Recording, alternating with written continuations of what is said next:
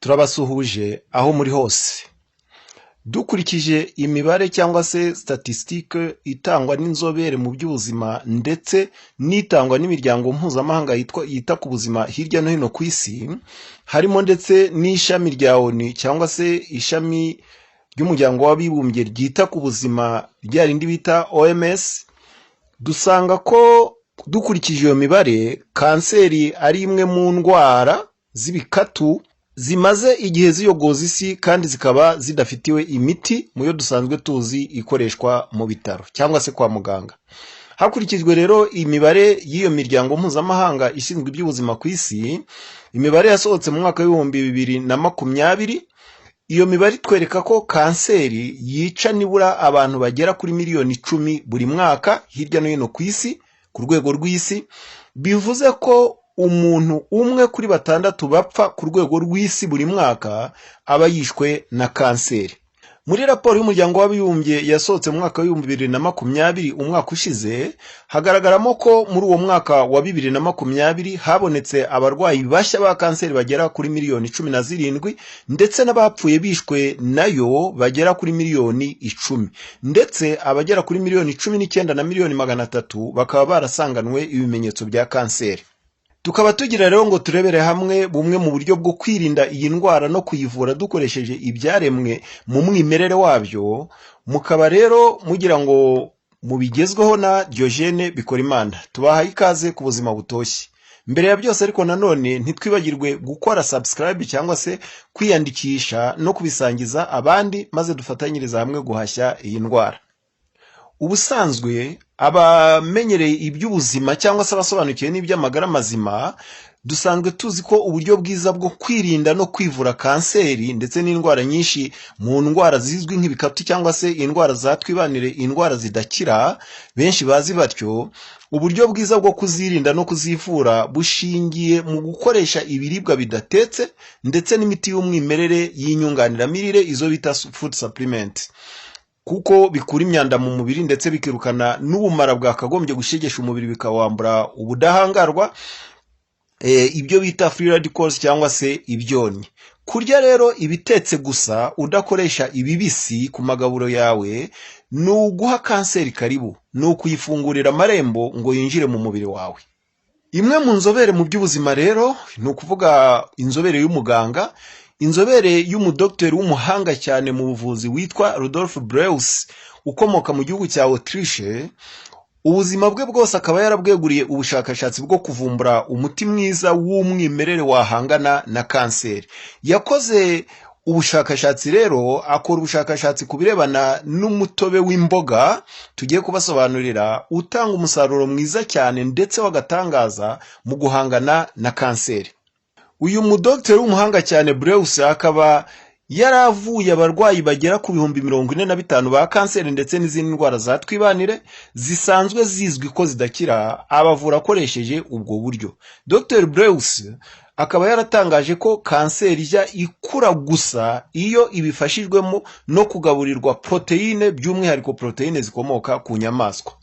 Uyu Dr. Breus akaba yarahimbye indyo cyangwa se regime imwe rukumbi yo kwitabaza mu gihe kingana n'iminsi 42, maze noneho akaturarikira kwinywera gusa amazi yatekanywe n'ibimera, ni ukuvuga tisane, ndetse n'umutobe udasanzwe w'imboga, ni ukuvuga beterave ikaba ariyo yiganjemo cyane, ni ukuvuga muri izo mboga ziba zigize uwo mutobe cyangwa se imboga bakozemo uwo mutobe, ari nawo tugiye kurebera hamwe.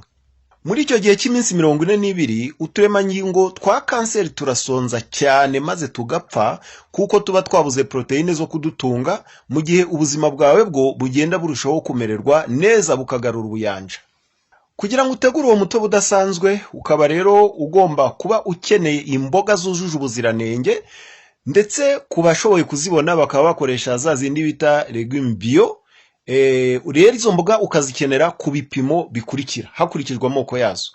Beterave ukoresha 55%, karoti ugakoresha 20%, sereri ugakoresha 20%, ikirayi ugakoresha 3%, naho imboga zitwa radi ugakoresha 2%. Ibyo bisobanuye ko niba ugiye gukoresha ikiro cy'izi mboga, cy'imvange y'izi mboga, ubwo urafata amagarama 550 ya beterave n'amagarama 200 ya karoti n'amagarama 200 ya seleri n'amagarama 30 y'ikirayi wongeraho amagarama 20 ya radi. Ubwo byose hamwe bikaba bibyaye 100% cyangwa se amagarama 1000, ari nayo ahwanye nyine n'ikiro kimwe cy'izo mboga uba wakoresheje. Ubwo nyine ukeneye gukoresha ibiro 2 ni ukugenda ukuba gutyo kabiri. Ubwo ni amagarama 1100 ya beterave, amagarama 400 ya karoti, 400 ya seleri, 60 y'ikirayi ndetse na 40 ya radi. Ugenda ubiha imibare ushingiye kuri ya 55% ya beterave, 20% bya karoti, 20% bya seleri, 3% by'ikirayi na 2% bya radi. Icyo ukeneye gusa ni ugushyira mu kamashini kabigenewe gakamura umutobe mu mboga ndetse no mu mbuto. Ubwo noneho ugatangira gukoresha umuti wawe. Kandi uyu muti murabona ko ari umuti ufitiwe icyizere kuko ni wowe uwikorera, ntabwo uba wawuguze. Ubuzi ibyo washyizemo, uzisuko wakoreye ibyo bikoresho wakoresheje, uzisuko wakoreye imboga zawe, byose ubu bifitiye icyizere kuko uwo muti uwawukoreye iwawe. Nta gipimo ntarengwa, kuko benshi bakunze kubyibazaho, nta gipimo ntarengwa cy'umutobe uri bunywe, ahubwo wowe ugomba kunywa umutobe umubiri wawe ukeneye, kuko aba ari wo mutobe uriririrwa muri rusange, aba ari wo wibanze mu biraza gutunga umubiri wawe. Umubiri ubwawo uraguhagarika, ni ukuvuga ngo uranywa umubiri ubwawo ukaguhagarika kuko ibiribwa bidatetse by'ubwabyo bitajya byemera ko ubifata ngo urenze urugero, by'ubwabyo biragukumira.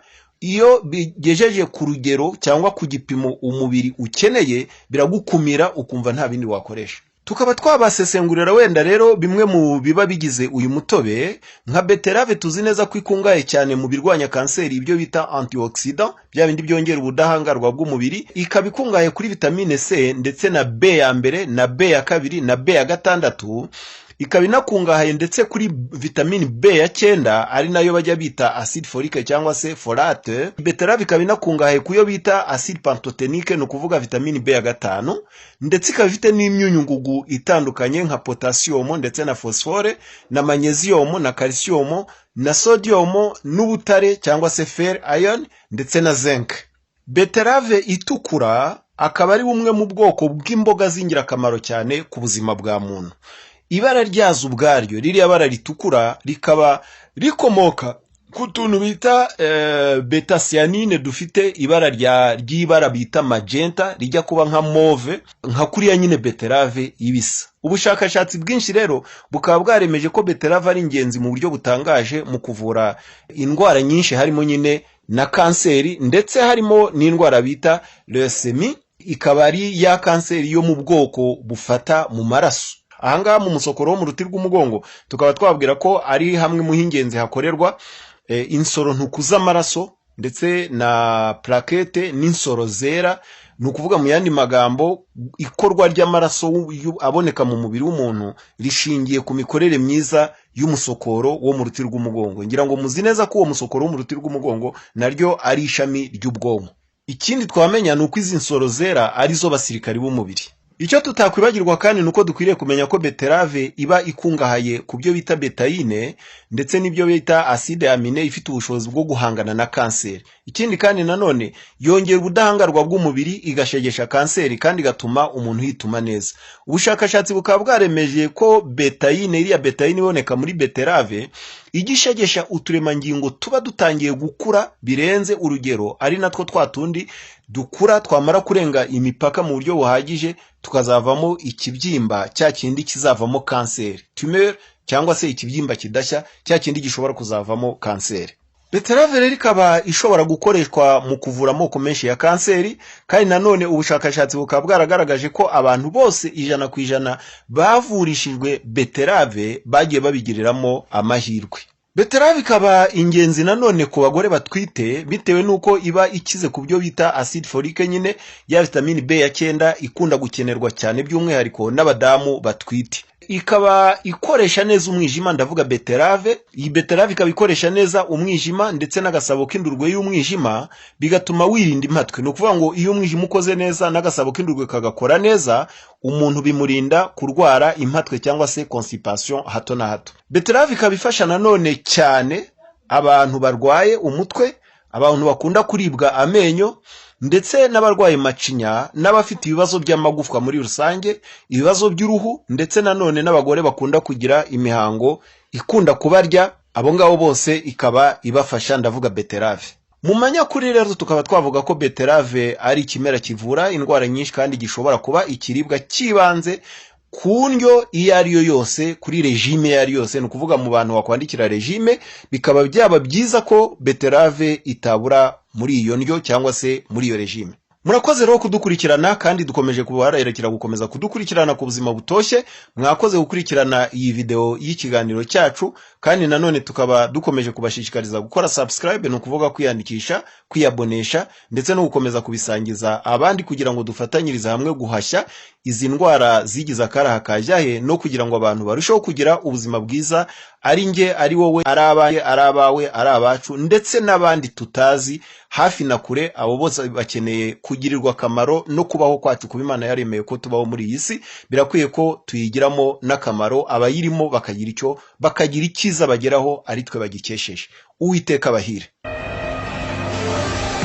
UV TV, ubuzima butoshye.